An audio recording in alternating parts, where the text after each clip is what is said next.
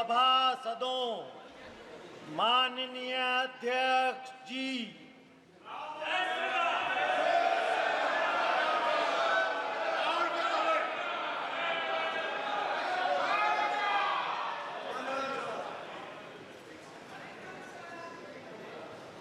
Honorable members, the Secretary General will now call the names of the members who have not taken oath or affirmation.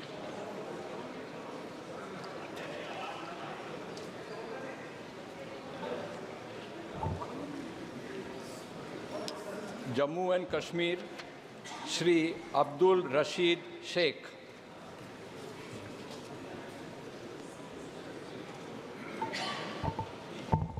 Kerala Shri Shashi Tharoor. Punjab Shri Amritpal Singh. West Bengal Shri SK Nurul इस्लाम।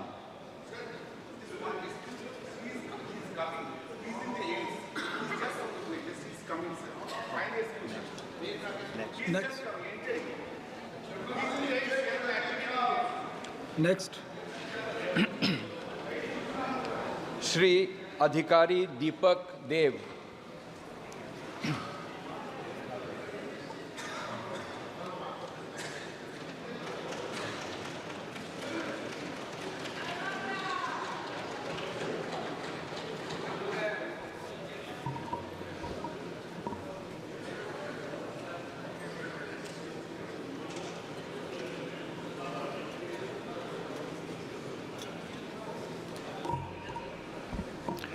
নমস্কার, আমি দীপক অধিকারী দেব লোকসভার সদস্য নির্বাচিত হইয়া ঈশ্বরের নামে শপথ করিতেছি যে আমি বিধি দ্বারা প্রতিষ্ঠিত ভারতের সংবিধানের প্রতি প্রকৃত বিশ্বাস ও আনুগত্য পোষণ করিব।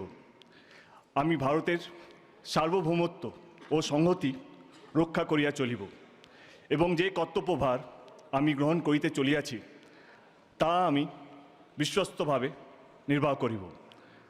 ঘাটাল লোকসভা কেন্দ্রের প্রত্যেকটা মানুষকে ধন্যবাদ আমাকে 3 বারের জন্য জিতানোর জন্য। জয় হিন্দ, জয় বাংলা। ধন্যবাদ।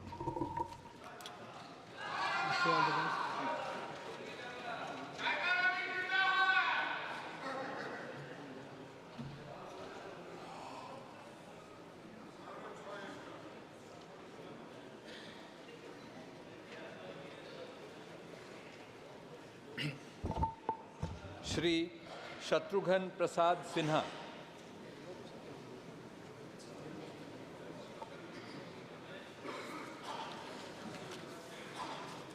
Honorable members, I have received 16 notices of motions for election of Speaker.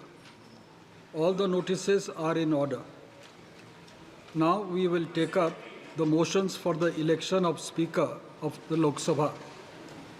I call upon Prime Minister Shri Narendra Modi to move the motion.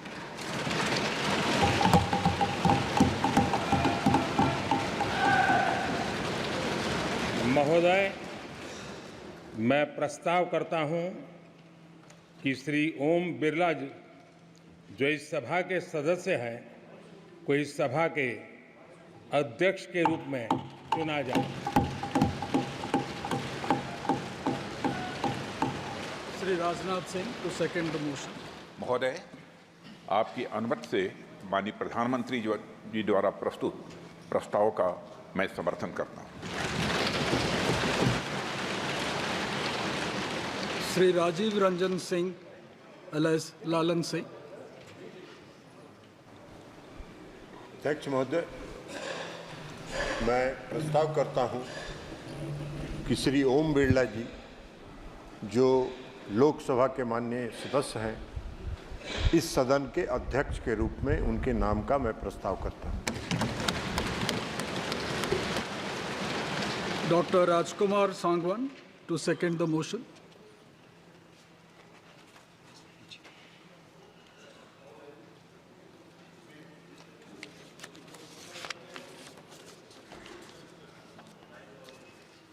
चल रहा है।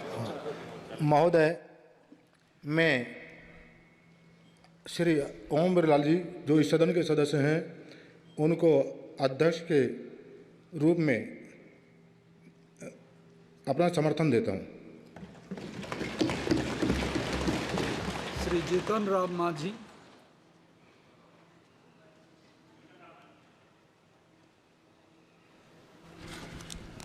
अध्यक्ष महोदय, हम श्री ओम बिरला जी को जो मेंबर के हाउस हैं उनको स्पीकर के रूप में चुनने के लिए प्रस्ताव देता हूं। श्री शिवराज सिंह चौहान। माननीय अध्यक्ष महोदय, माननीय प्रधानमंत्री जी द्वारा प्रस्तुत प्रस्ताव का माननीय जीतन राम मांझी जी द्वारा प्रस्तुत प्रस्ताव का मैं समर्थन करता हूं। श्री अमित शाह। महोदय, मैं प्रस्ताव करता हूं कि श्री ओम बिरला जो इस सभा के सदस्य हैं उनको इस सभा के अध्यक्ष के रूप में चुना जाए। Shri Nitin Jairam Gadkari to second the motion. माननीय अध्यक्ष महोदय, आदरणीय प्रधानमंत्री जी ने इस सभागृह, आदरणीय अमित शाह जी ने जो प्रस्ताव रखा है उसका मैं अनुमोदन करता हूँ। श्री जादव प्रताप राव गणपत राव। महोदय, मैं प्रस्ताव करता हूं कि माननीय श्री ओम बिरला जी जो इस सभा के सदस्य हैं इनको इस सभा के अध्यक्ष के रूप में चुना जाए। Shri Dattare Sunil Dattatreya. I support a motion moved by Pratap Rao Jadhav. Shri Chirag Paswan. महोदय, मैं प्रस्ताव करता हूं कि श्री ओम बिरला जी जो इस सभा के सदस्य हैं को इस सभा के अध्यक्ष के रूप में चुना जाए। Shri Jayant Basumatary to second the motion.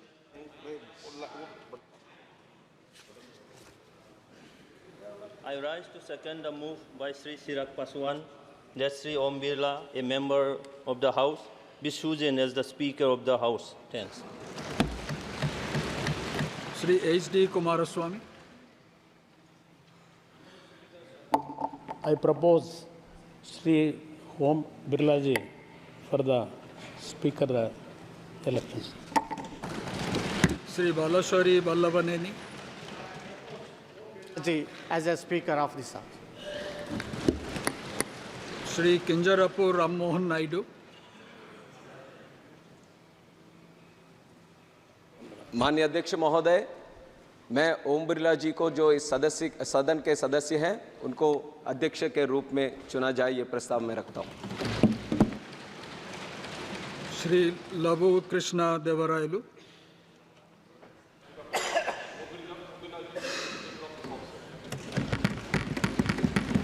Dr. Indra Hang Suba to move the motion.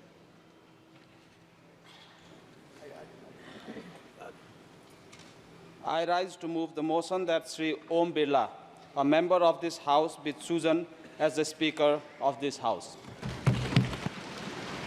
Shri Fani Bhushan Chaudhary to second the motion. Speaker, sir, I second the motion. Shrimati Anupriya Patel.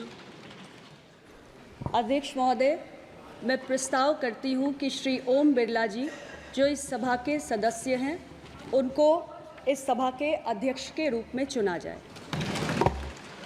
Shri Kishan पाल। श्री कृष्ण पाल। महोदय, मैं इसका समर्थन करता हूं।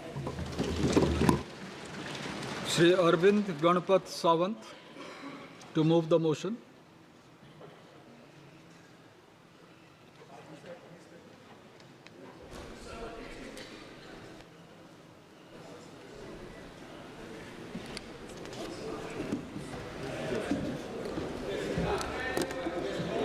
Item number 12. Mic is not working. Sir, Honorable Chairman, sir. that Shri Kodikunil Suresh, a member of this House, be chosen as the Speaker of the House, sir. Thank you.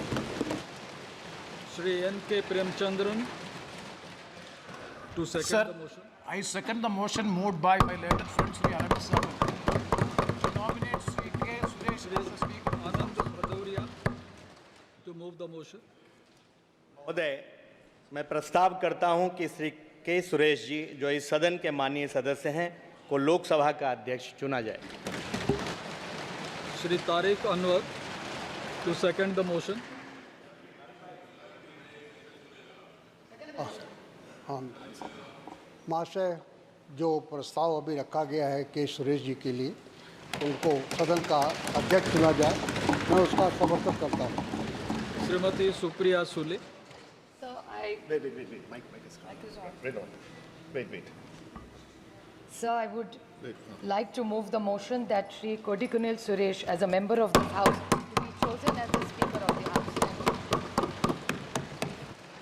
Srimati Kanimodi Karunanidhi. Sir, I second the motion moved by Supriya Suresh to choose Kodikunil Suresh as the Speaker of the House. Dr. Virendra Kumar to move the motion.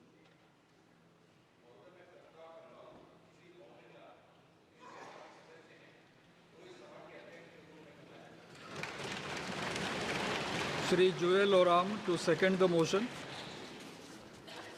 मेरा साथी वीरेंद्र कुमार जी ने जो प्रस्ताव दिया है उसको मैं समर्थन करता हूं। Professor S.P. Singh Baghel. That Shri Om Birla, the member of this House, be chosen as a Speaker of this House. Shri Pankaj Chaudhary to second the motion. महोदय, मैं प्रोफेसर S.P. सिंह बघेल जी के प्रस्ताव का समर्थन करता हूँ। श्रीमती अन्नपूर्णा देवी to move the motion. मैं प्रस्ताव करती हूँ कि श्री ओम बिरला, जो इस सभा के सदस्य हैं, उनको इस सभा के अध्यक्ष के रूप में चुना जाए। Shrimati Kamaljeet Sherawat to second the motion. आदरणीय महोदय, मैं इस प्रस्ताव को सेकंड करती हूँ। I now put the motion moved by Shri Narendra Modi and seconded by Shri Rajnath Singh to the vote of the House. The question is that Shri Om Birla, a member of this House, be chosen as the Speaker of this House. Those in favor may say aye. Aye. Those against may say no. No. I think the ayes have it. The ayes have it.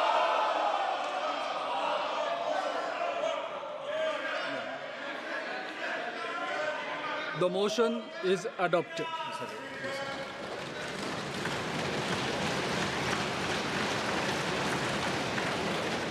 Shri Om Birla is declared elected as the Speaker of this House. Since the first motion moved by Shri Narendra Modi has been adopted, the motions moved thereafter have become infructuous. I invite Shri Om Birla to occupy the chair.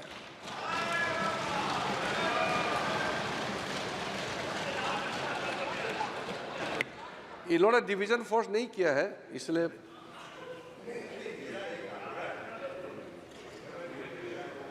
We have already crossed that stage. I invite Shri Om Birla to come up and occupy the chair.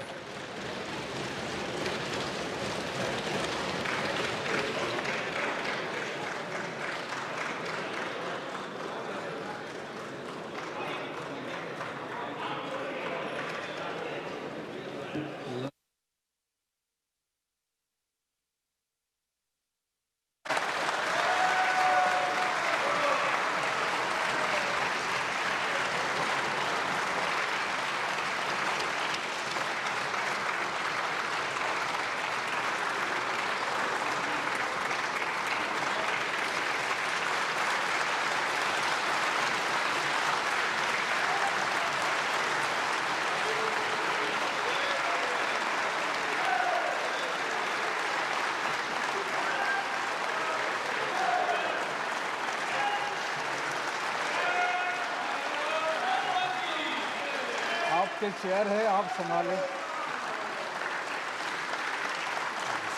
Please. बहुत बहुत शुक्रिया।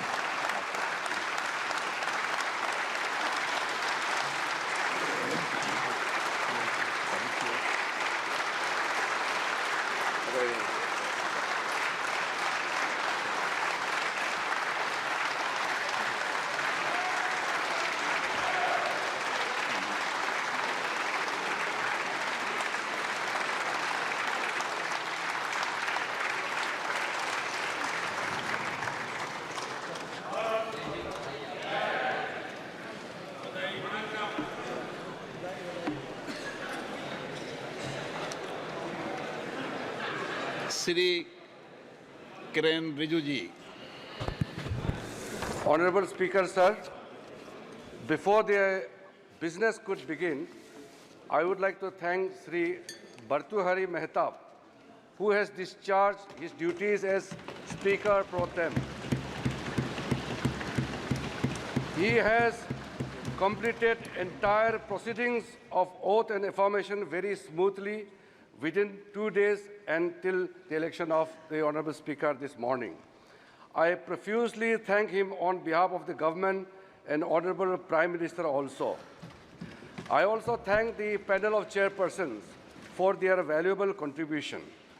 I also thank the Secretary General of Lok Sabha and staff of Lok Sabha Secretariat who have completed the work within the time frame under the guidance of the Speaker Pro Tem and the panel of chairpersons.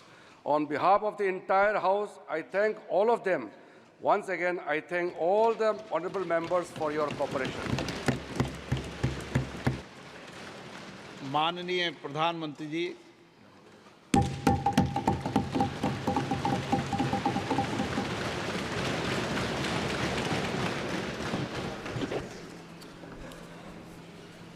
आदरणीय अध्यक्ष महोदय, ये सदन का सौभाग्य है कि आप दूसरी बार इस आसन पर विराजमान हो रहे हैं। आपको और इस पूरे सदन को मेरी तरफ से मैं बहुत बहुत बधाई देता हूं।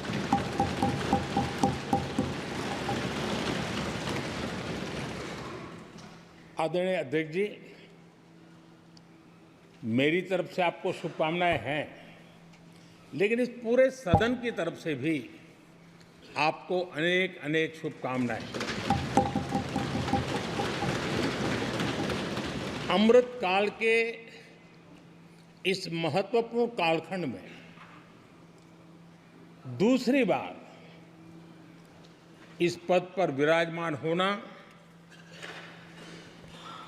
बहुत बड़ा दायित्व आपको मिला है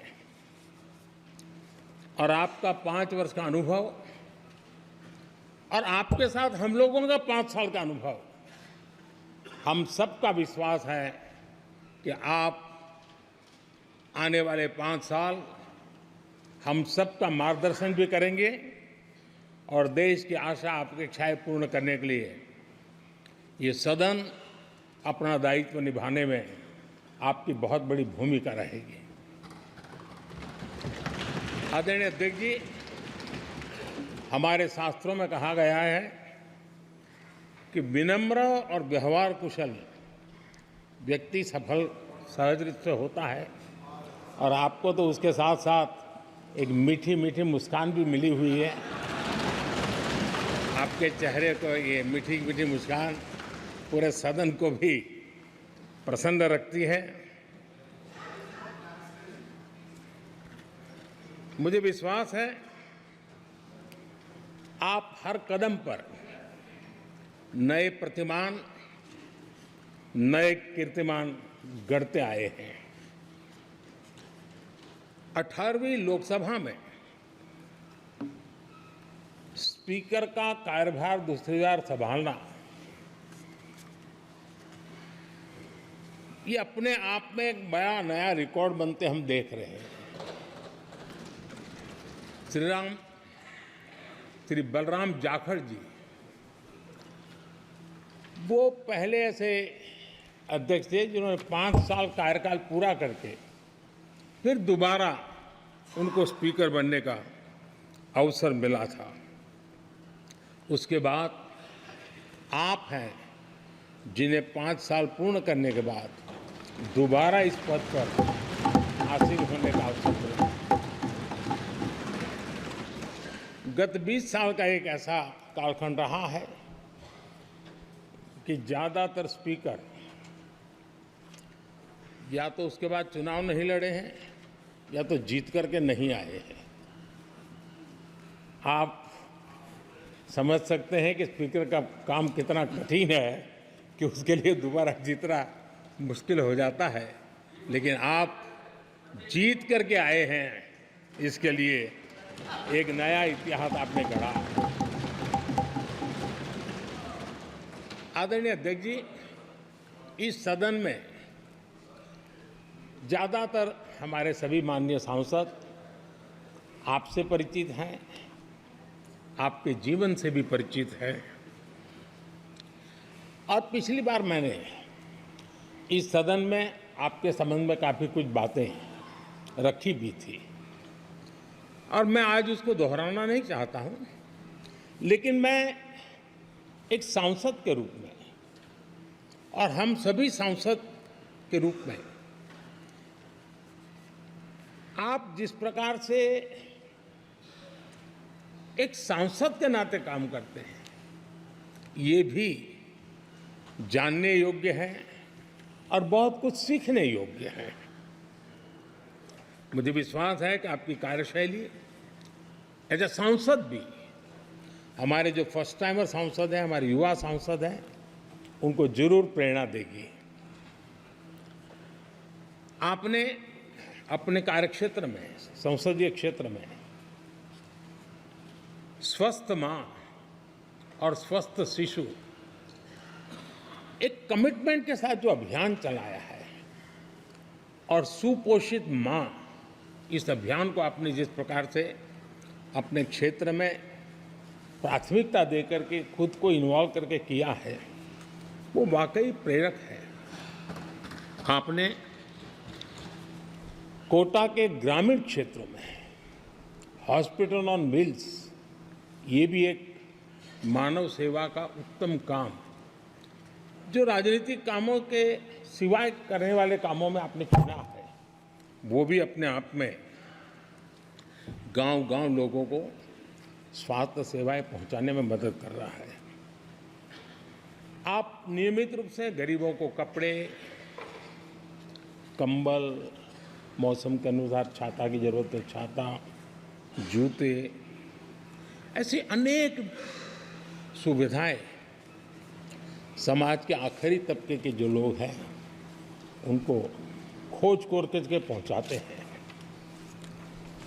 खेलों में प्रोत्साहन देना आपके क्षेत्र के युवकों में, ये आपने एक प्राथमिकता के रूप से काम उठाया है।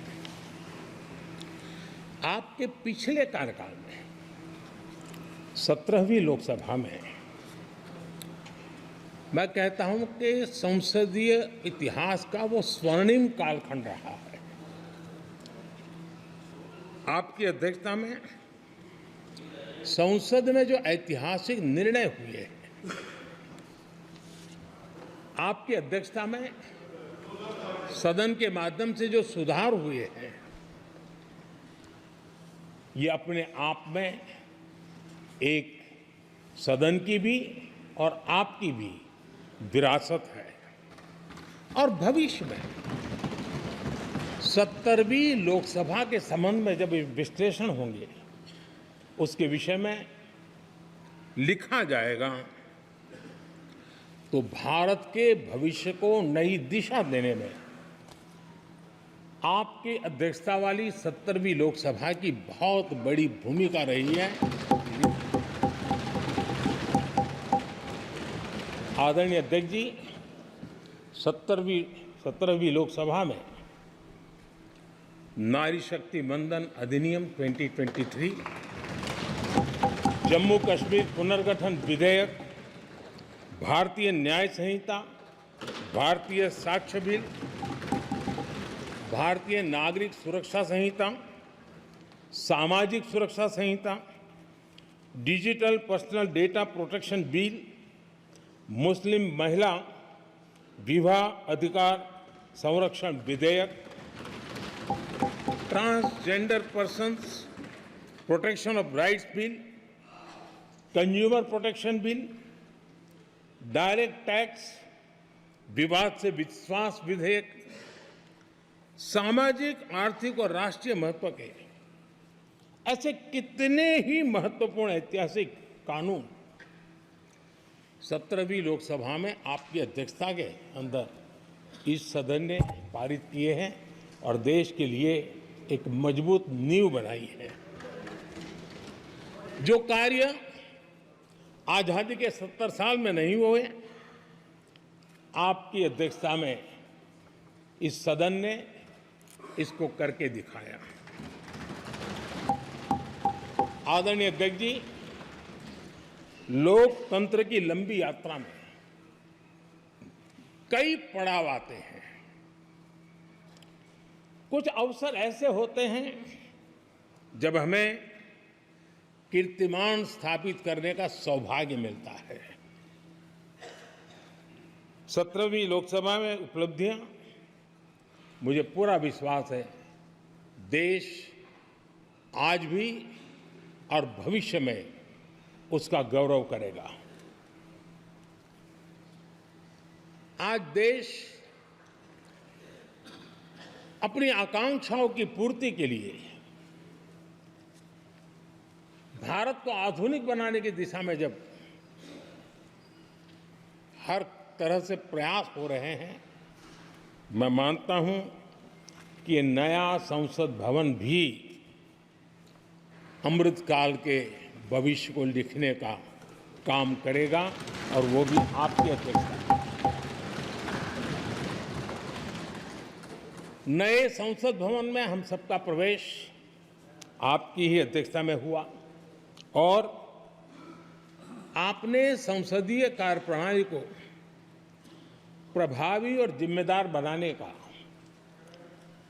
कई महत्वपूर्ण फैसले लिए हैं और इसलिए लोकतंत्र को मजबूती देने में मदद मिली है।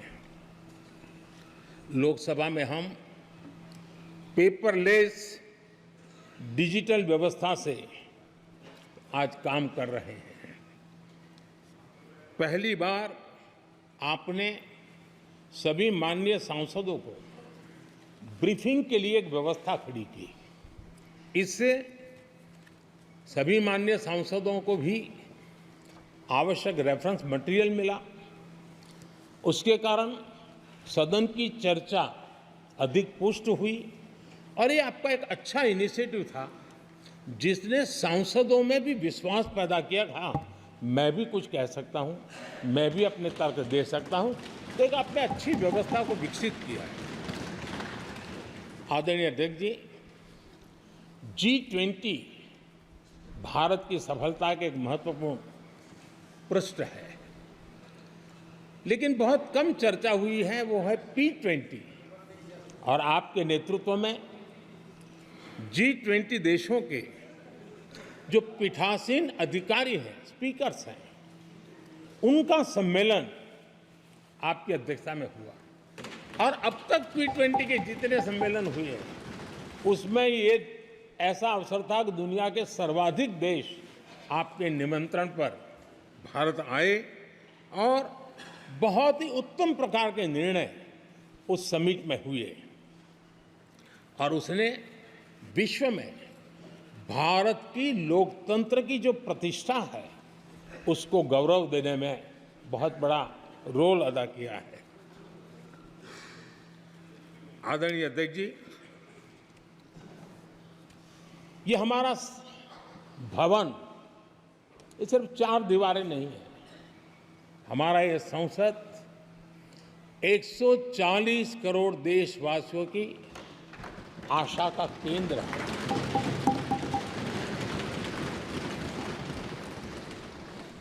संसद की कार्यवाही, जवाबदेही और आचरण हमारे देशवासियों के मन में लोकतंत्र के प्रति जो उनकी निष्ठा है उसको और अधिक मजबूत बनाता है। आपके मार्गदर्शन में 17वीं लोकसभा उसकी प्रोडक्टिविटी 25 साल के हाईएस्ट लेवल पर 97% रही और इसके लिए सब माननीय सदस्य तो अभिनंदन के अधिकारी हैं, लेकिन आप विशेष अभिनंदन के अधिकारी हैं। कोरोना जैसे मुश्किल कालखंड में आपने हर सांसद से व्यक्तिगत फोन पर बात करके उनका हाल पूछा। कहीं किसी सांसद की बीमारी की खबर आई तो आपने सदन के अध्यक्ष के नाते व्यक्तिगत रूप से उसकी चिंता की और वो सभी दल के सांसदों से जब मुझे सुनने को मिलता था मुझे बड़ा गर्व होता था कि जैसे आप इस सदन के परिवार के मुखिया के रूप में उस कोरोना कालखंड में भी व्यक्तिगत चिंता करते थे। कोरोना काल में भी आपने सदन का काम रुकने नहीं दिया। सांसदों ने भी आपके हर सुझाव को सर आंखों पे चढ़ाया।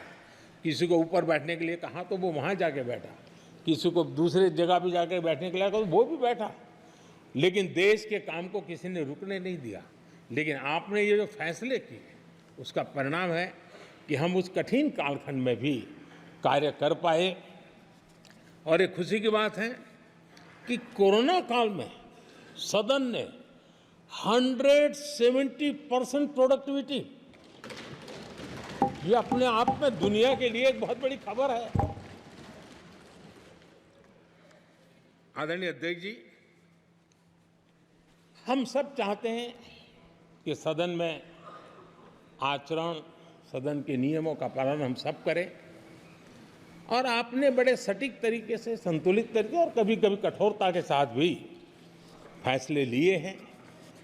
मैं जानता हूं कि ऐसे निर्णय आपको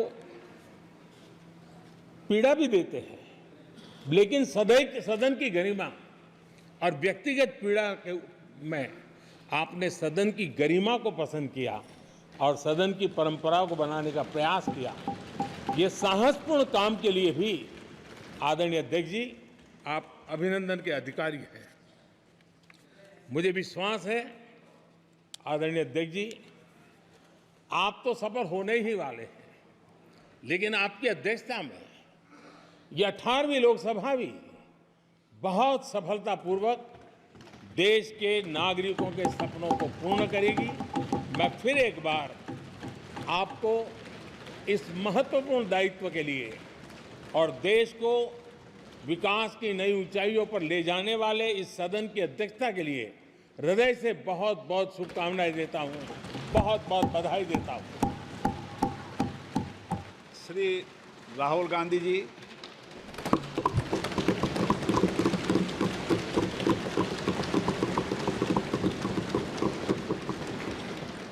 Speaker, sir, I'd like to congratulate you for your successful election. For the second time that you have been elected, I'd like to congratulate you on behalf of the entire opposition, on behalf of the India Alliance. Speaker, sir, this House represents the voice of India's people. And you, Speaker, sir, are the final arbiter of that voice. Of course, the government has political power, but the opposition also represents the voice of India's people. And this time, the opposition represents significantly more voice of the Indian people than it did last time. Speaker, sir, the opposition would like to assist you in doing your work. We would like the House to function often and well. Speaker, sir, it is very important that cooperation happens on the basis of trust. It is very important that the voice of the opposition is allowed to be represented in this House. I'm confident that you will allow us to represent our voice, allow us to speak, allow us to represent the voice of the people of India. Speaker, sir, the question is not how efficiently the House is run. The question is how much of India's voice is being allowed to be heard in this House. So the idea, Speaker, sir, so the idea that you can run the House efficiently by silencing the voice of the opposition is a non-democratic idea. And this election has shown that the people of India expect the opposition to defend the Constitution, the Samvidhan of this country. And we are confident that by allowing the opposition to speak, by allowing us to represent the people of India, you will do your duty of defending the Constitution of India. I'd like to once again congratulate you, Speaker, sir, and also all the members of the House who have won their election. Thank you very much. Shri Akhilesh Yadav ji.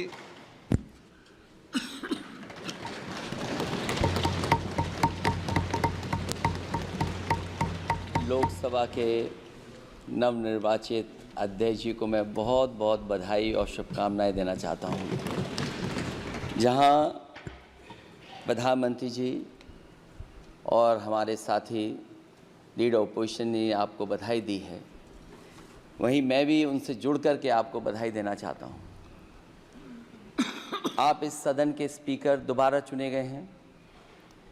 आपके पास 5 साल का जहां अनुभव रहा है, वहीं आपके पुराने और नए सदन का भी आपको अनुभव रहा है। मैं अपनी तरफ से, अपने साथ के सभी सदस्यों की तरफ से बहुत बहुत बधाई और शुभकामनाएं देता हूं। जिस पद पर आप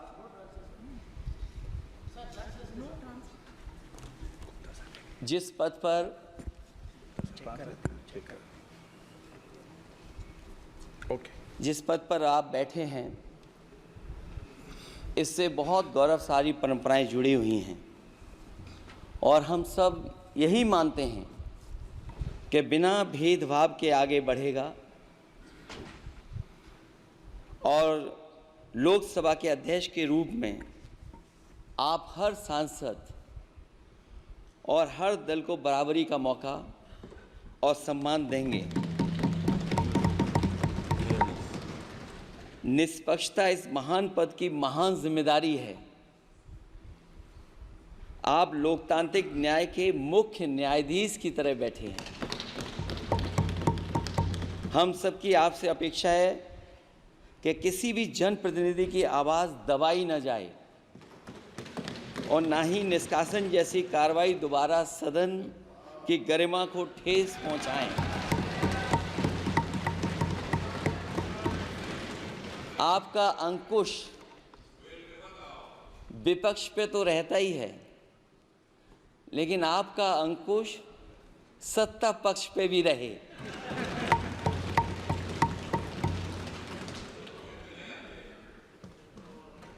अध्यक्ष महोदय, आपके इशारे पर सदन चले, इसका उल्टा ना हो। हम आपके हर न्याय संगत फैसले के साथ खड़े हैं।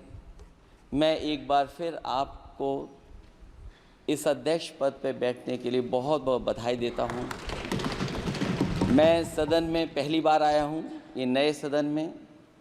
मुझे लगा कि हमारे स्पीकर की कुर्सी बहुत ऊंची होगी, क्योंकि मैं जिस सदन को छोड़ के आया हूं, अध्यक्ष जी उसकी कुर्सी बहुत ऊंची है। उस समय भी मैं अध्यक्ष जी किसको कहूं कि ये कुर्सी और ऊंची हो जाए।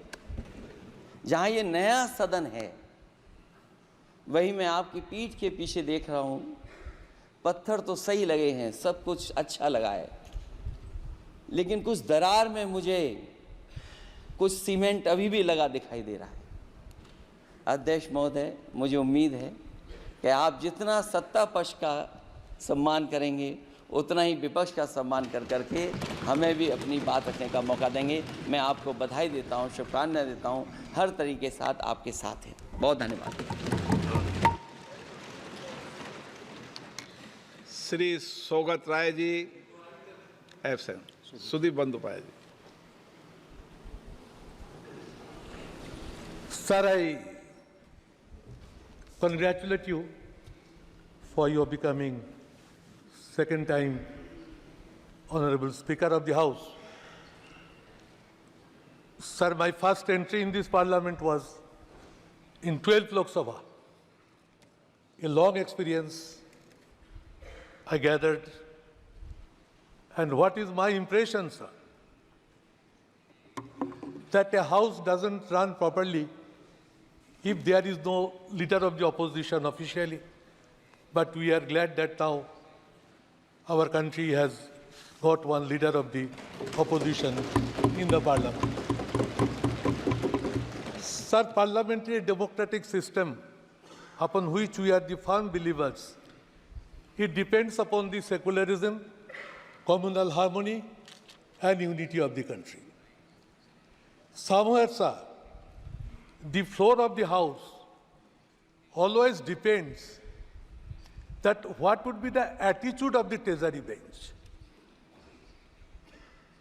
It is my firm belief, and so far parliamentary democratic process is concerned, sir, a House belongs to the opposition. This attitude is to be adopted by the ruling party itself. Sir, you may have your good wishes, your good intention, but sometimes you have to bow down to the ruling party's pressure, which my experiences say. Sir, suspension of 150 MPs on one day, it has happened in this country.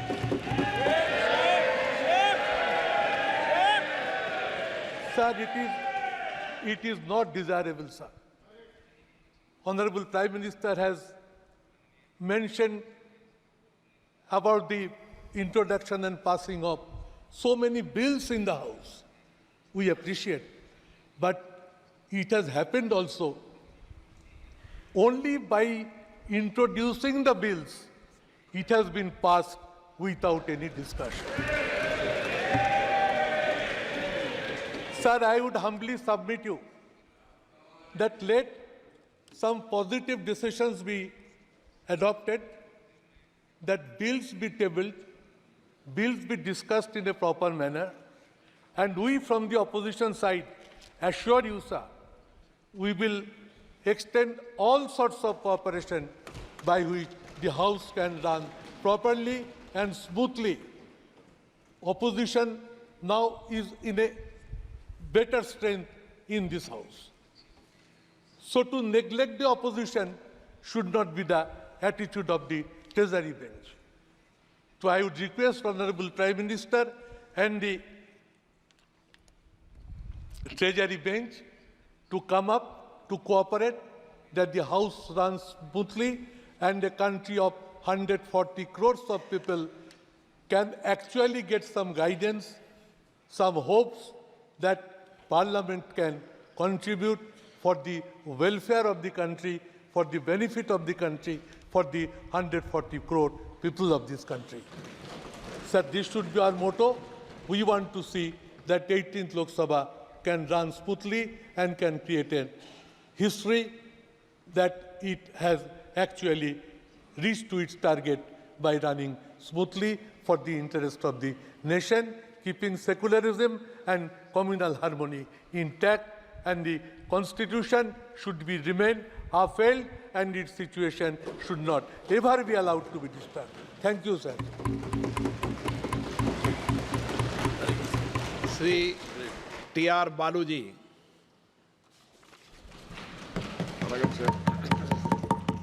Sir, Honorable Speaker, sir, it is my greatest occasion to felicitate you once again in this parliament. Sir, on behalf of my leader, Dr. Thalapathy M.K. Stalin, an illustrious son of illustrious leader, Dr. M. Kalaignar Karunanidhi, on behalf of my party and party in parliament, I wholeheartedly congratulate you on this occasion. In fact, when you occupied the exalted chair, it was I am overwhelmingly enthused to appreciate and shower love and affection on you, sir. Sir, you might have been elected in lotus symbol. The lotus is known for, I always float in water, over the water. But it don't allow the water to stick onto the lotus. This is a natural thing. Like that, you might have been elected by my BJP friends. Hereafter, there is no politics between you and the house. You don't have any color also. There is no color at all. So you have to treat each and every opposition as well as ruling party in the same care. So I should only request you, kindly be impartial. Thank you. Lao Sri Krishna. So thank you, sir. On behalf of Telugu Desam Party and Chandrababu Naidu Garu and fellow members of Lok Sabha, 5 crore people of Andhra Pradesh, and on my own behalf, I congratulate you on being elected as Speaker of this House, sir. It is a rare opportunity as a Speaker, being elected and nominated and elected for the second time, sir. There were 5 members before you, and 2 are from Andhra Pradesh. One, Neelam Sanjeev Reddy Garu. Second one, Balayogi Ji Garu. All these 5 members were nominated and elected for 2 times, sir, but somehow they didn't finish the 10-year term, sir. But you have this opportunity to complete this 10-year term, sir. There is some coincidence between both of us, sir. You being a first-time Speaker of this House and me being the first-time member of this House in 17th Lok Sabha, sir. And in the last 5 years, there's some groundbreaking things that have happened, starting with moving from the old parliament to the new parliament, sir, and new bills being passed, new laws being passed, starting with 370, Nari Shakti and Triple Talaq, which empowered the women, and also IPC, sir. And you also encouraged youth, who are the first-time members, who came to this House to speak, to rise up and speak on various issues, sir. In question hour, you've given us the opportunity to speak on to ask supplementary questions. And in the 0 hour also, you encouraged us to speak as much as possible, sir. And the whole experience of digital and also digitalization of the whole proceedings and also the research facilities that are available in the library have been vastly improved in the last 5 years, sir. And I hope it will continue in the next 5 years in your term, sir. And also, with regards to the question hour, sir, with the vigor with which you used to conduct, you used to make sure that most of the questions get answered in this House, sir. And you used to tell ministers to be crisp and answer in a pointed way, and used to give the members enough time to ask their questions, sir. So I hope that tradition will continue. And also remember, sir, during the times of COVID, it was something that no one has seen coming, sir, but you made sure that when everyone was worried how this House will function, you made sure that it has proceeded in a way, in a safe way, and also made sure that most of the members could express their views and problems from their state, sir.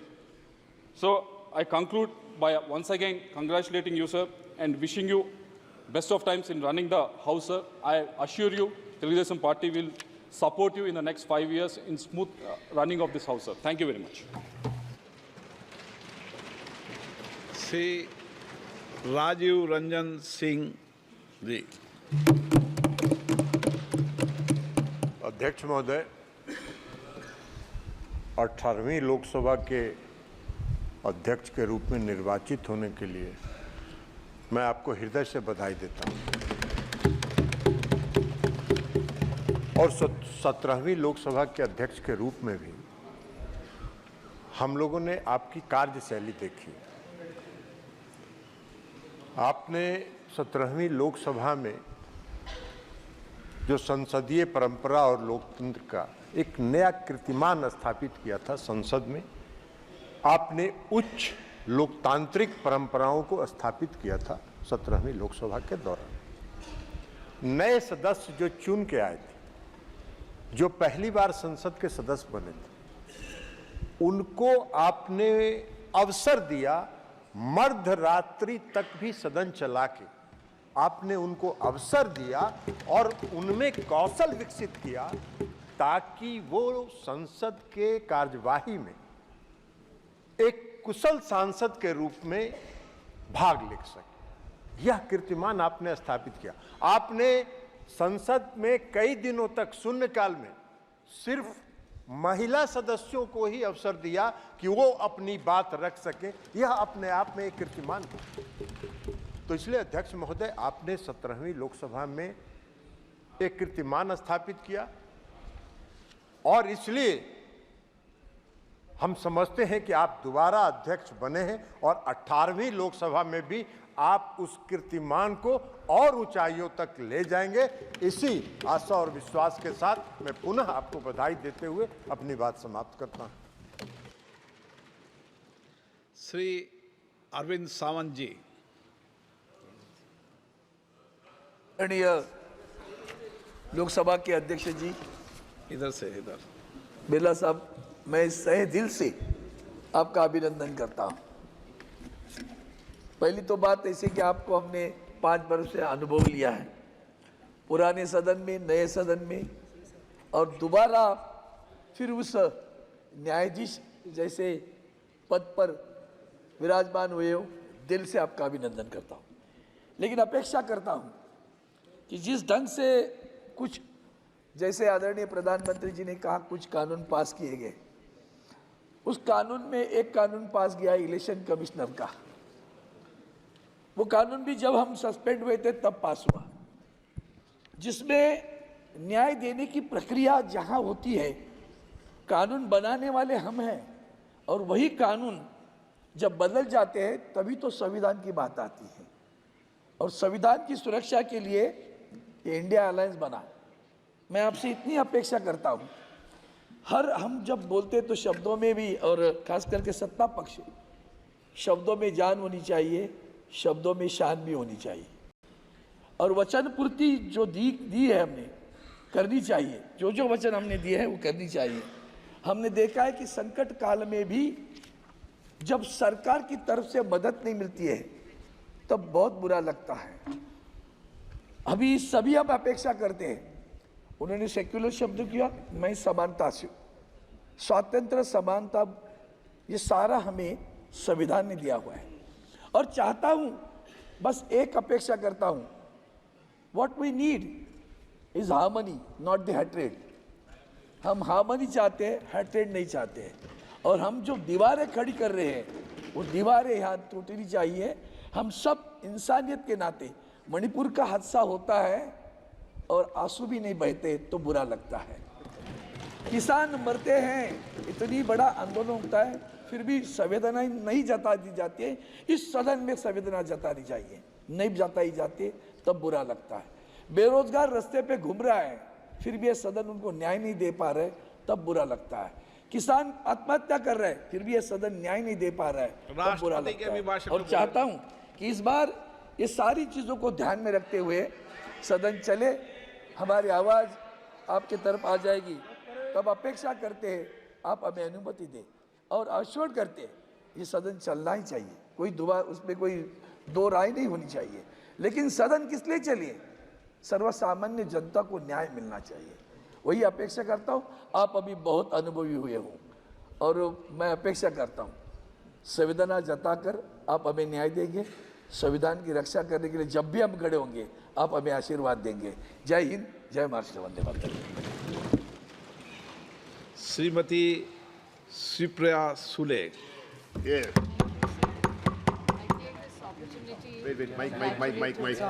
I take this opportunity on behalf of the Nationalist Congress Party and the original founder and our beloved leader Shri Sharad Pawar ji and all of us to congratulate you on your second innings. I still remember the first day when I met you, sir, with my colleague and friend Rajiv Pratap Rudy ji. तब आपको मैं पहली बार मिली थी और उसके बाद आप इस सीट पे जब से विराजमान हुए हमेशा हम सब का आपने ख्याल भी रखा है। लेकिन पिछले 5 सालों में कोविड में भी जिस तरह से जैसे ट्रेजरी बेंच के साथ ऑपोजिशन के भी हम सब के लिए आपने जिस तरह से ख्याल रखा, हमेशा हमारे हर मेंबर को आपने फ़ोन भी किया, पूछा। कोविड के टाइम में आपकी सारी टीम ने जो काम किया और कोविड में जिस तरह से हाउस भी चला, I must take this opportunity to congratulate the entire parliamentary staff and team who really supported us in serving at that time. The entire transition of the old building to the new building, the research team, so a lot has been done in 5 years. 5 साल में बहुत अच्छा आपने काम किया, लेकिन 5 सालों में मैं तो कभी वेल में आती नहीं, लेकिन एक दुख की बात हुई कि हमारे सारे दोस्त यहाँ से 150 लोग जब सस्पेंड हुए तो हम सबको बहुत दुख हुआ सर। तो हमारी कोशिश रहेगी कि अगले 5 सालों में इस सस्पेंशन का आप ना सोचें, बातचीत हो सकती है, हमेशा हम डायलॉग के लिए तैयार रहते हैं। और तब मेघवाल जी और प्रहलाद जोशी जी के साथ बहुत अच्छा काम कर पाए 5 साल। मेरी सिर्फ नए मेंबर्स को एक विनती रहेगी कि बहुत मेहनत करके हम सब यहाँ चुन के आते हैं। दोपहर को जब लंच टाइम होता है तो कोरम के लिए भी दोनों साइड से मेहनत करनी पड़ती है। So it's a great opportunity. So I've been here a little more than most of you. So very humbly, I would like to request to each one of you that people really look up to us, and very few of us are blessed to be here. So let's make this opportunity into a great advantage for this nation and deliver superior results from here, where whichever side we sit on, the common goal is to serve the nation. So if we all spend more time here together to deliberate more, to argue more from both sides, and to make sure that we serve India and make it a good nation, a brighter nation, because India is one of the largest democracies in the world. So any little thing that happens here affects globally, and democracy is looked as a dark light. So we did that mistake last time. I urge the Honorable Treasury Department that we are here to work and we are here to serve, and I hope we have a much better and a warmer relationship. और house चलाना हमारी जिम्मेदारी नहीं, treasury bench की होती है। तो मेरे ख्याल से नए मंत्री जो आए, जो हमारे दोस्त रहे हैं, उनके हम सारी बहुत सारी उनसे हमारी अपेक्षा है। और thank you very much sir, thank you. Shri Rangappa Badne. माननीय अध्यक्ष महोदय, मेरी पार्टी शिवसेना, जो कि बाला साहब ठाकरे के विचार से कार्य करती है और भारतीय जनता पार्टी से सबसे पुराने गठबंधन के साथ रहने वाली है, जिसका नेतृत्व महाराष्ट्र राज्य के मुख्यमंत्री सम्माननीय एकनाथ जी शिंदे कर रहे। मेरी पार्टी शिवसेना और शिंदे साहब के ओर से मैं आपको शुभकामना देना चाहता हूँ। हिंदू धर्म में हर शुभकामना ओम से होती है और ओम ये शुभ माना जाता है। आपकी नाम की शुरुआत भी ओम से होती है, तो मैं आपको शुभकामना देना चाहता हूँ, जो कि 140 करोड़ जनता का विश्व के प्रतिनिधित्व कर रहे और एक सबसे बड़ा ये लोकतांत्रिक सदन है। छत्रपति शिवाजी महाराज की महाराष्ट्र की भूमि से मैं आता हूँ, जबकि इस सदन में अध्यक्ष से रूप में पहला अध्यक्ष महाराष्ट्र से हुए थे गणेश वासुदेव मालवतकर और दूसरे माननीय मनोहर जोशी जी और सुमित्रा महाजन जी, ये भी महाराष्ट्र से इस अध्यक्ष के रूप में कार्य कर रहे थे। शिवराज पाटिल जी, मुझे 16वीं लोकसभा में माननीय सुमित्रा महाजन के कार्य का भी अनुभव मिला। 17वीं लोकसभा में माननीय अध्यक्ष जी, आपके कार्य का भी अनुभव मुझे मिला।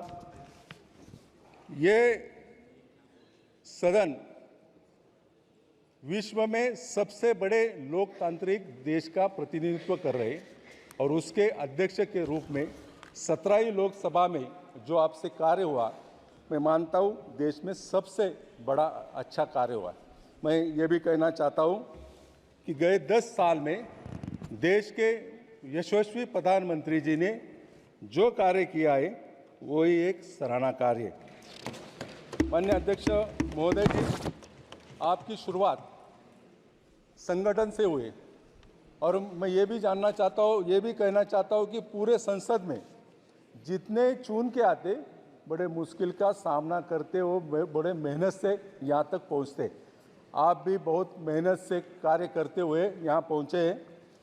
मुझे पूरा विश्वास है गए संसद में, गए 17वें संसद में सबसे ज़्यादा मुद्दा उठाने का, प्रश्न उठाने के लिए नए संसदों को मौका दिया था।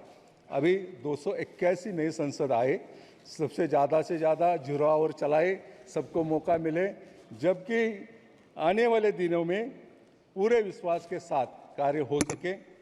मैं मेरी पार्टी शिवसेना के तरफ से आपको शुभकामना देता हूँ। बड़े आप अनुभवी हैं, सबको लेकर कार्य करेंगे। मैं जिस क्षेत्र से आता हूँ, जगत गुरु संत तुकाराम महाराज की भूमि है।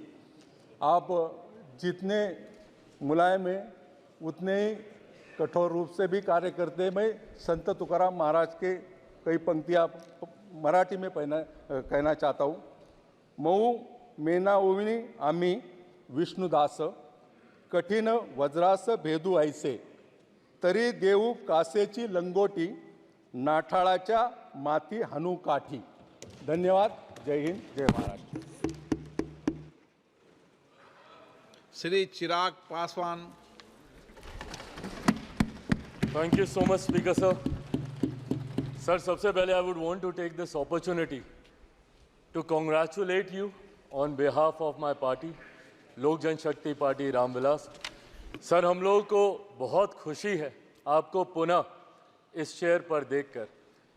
18वीं लोकसभा में जिस तरीके से पुनः आपको ये जिम्मेदारी मिली है, हम सबका सर 17वीं लोकसभा का एक अपना अनुभव है।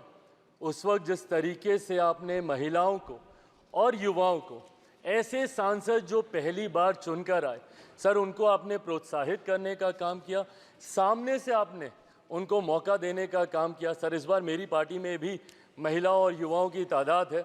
उम्मीद मैं यही रखूँगा कि उनको भी आप उसी तरीके से मौका देंगे। मेरे नेता, मेरे पिता आदरणीय रामविलास पासवान जी के विचारों को लेकर हमारी पार्टी आगे बढ़ने का काम कर रही है। आपने पिछले 5 साल में सर इन तमाम विचारों को इस सदन में रखने का मौका दिया और इस बात को सर कहने में मुझे कतई कोई संकोच नहीं है कि आपके द्वारा जो फैसले पिछले 5 सालों में लिए गए, उसने संविधान की मर्यादा को बढ़ाने का काम किया और लोकतंत्र को और मजबूती देने का काम किया। सर, हम लोग चुनाव बाहर लड़कर आ गए हैं। मैं तमाम साथियों से यही आग्रह करूंगा कि जहां चुनाव लड़ना था हम लोग लड़ चुके हैं। अब हम सब की जिम्मेदारी है कि अपने अपने क्षेत्र के मुद्दों को हम लोग यहां पर रखें और अपने देश को आगे लेकर जाने की जिम्मेदारी के साथ हम लोग यहां पर कार्य करने का प्रयास करें। सर, आज सिर्फ आपको बधाई देने के उद्देश्य से हम लोग खड़े हुए हैं, पर हाँ, कई बार जब विपक्ष के द्वारा कई बातें कही जाती हैं, मैं इतना भी मैं ज़रूर आग्रह करूंगा कि जब एक उंगली आप किसी की तरफ उठाते हैं तो बाकी उंगलियां आपकी तरफ उठती हैं।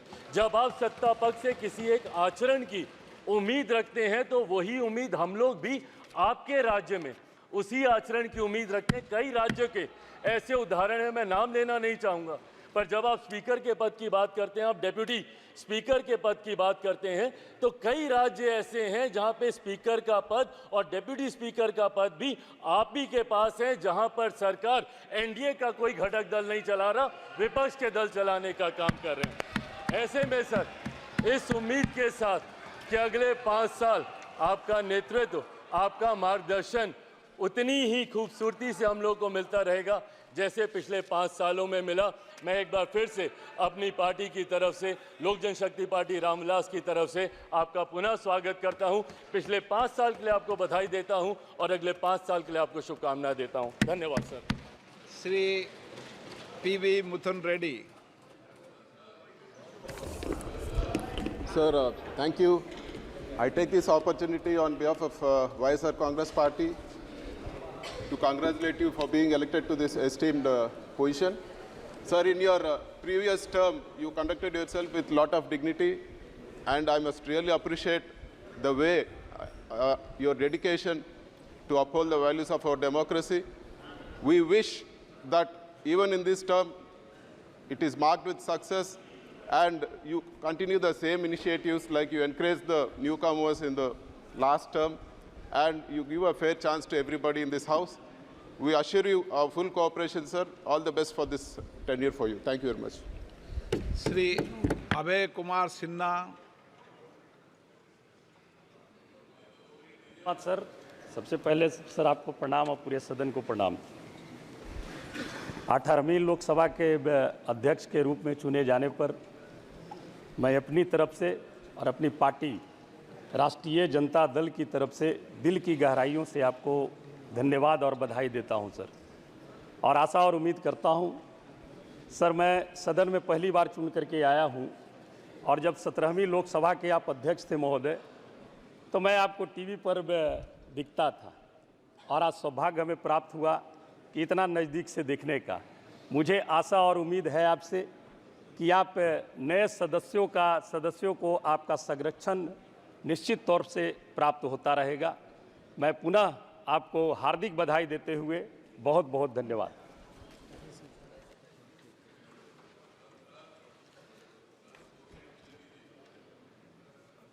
कविता गा दो।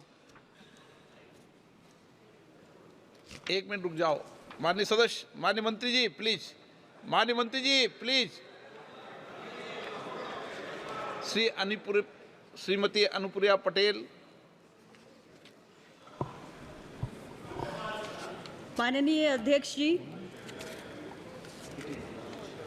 18वीं लोकसभा के अध्यक्ष के पद पर निरंतर दूसरी बार विराजमान होने के लिए मैं सबसे पहले अपनी पार्टी, अपना दल की ओर से आपको बहुत बहुत बधाई और शुभकामनाएं देती हूं और आपका बारंबार अभिनंदन करती हूं। अध्यक्ष महोदय, आज आपको निरंतर दूसरी बार इस आसन पर विराजमान होते देखकर मुझे 1963 की एक फिल्म बंदनी का एक मशहूर गीत याद आ रहा है। ओ जाने वाले, हो सके तो लौट के आना, ये घाट तू ये बाट कहीं भूल ना जाना। और आज आपको यहाँ देखकर इस गीत की और भी अधिक प्रासंगिकता प्रतीत हो रही है।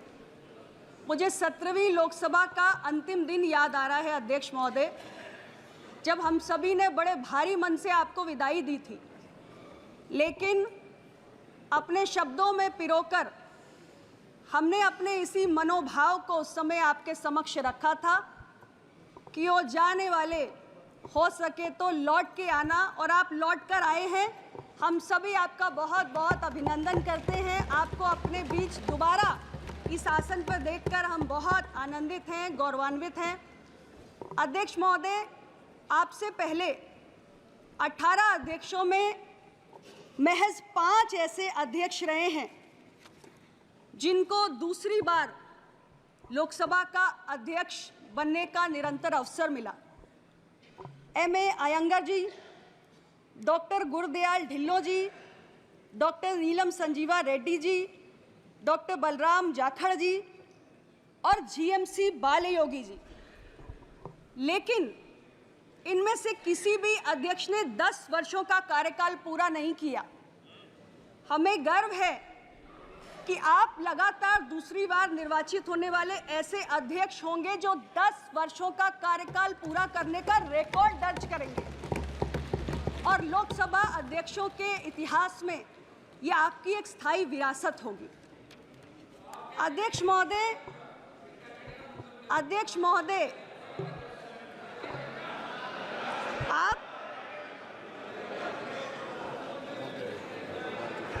अध्यक्ष महोदय, हम सभी सांसद तो यहाँ केवल अपने अपने निर्वाचन क्षेत्र का प्रतिनिधित्व करते हैं, लेकिन आप पक्ष और विपक्ष इस पूरे सदन का प्रतिनिधित्व करते हैं और इस सदन की गरिमा के साथ साथ इसकी शक्ति का भी प्रतीक है।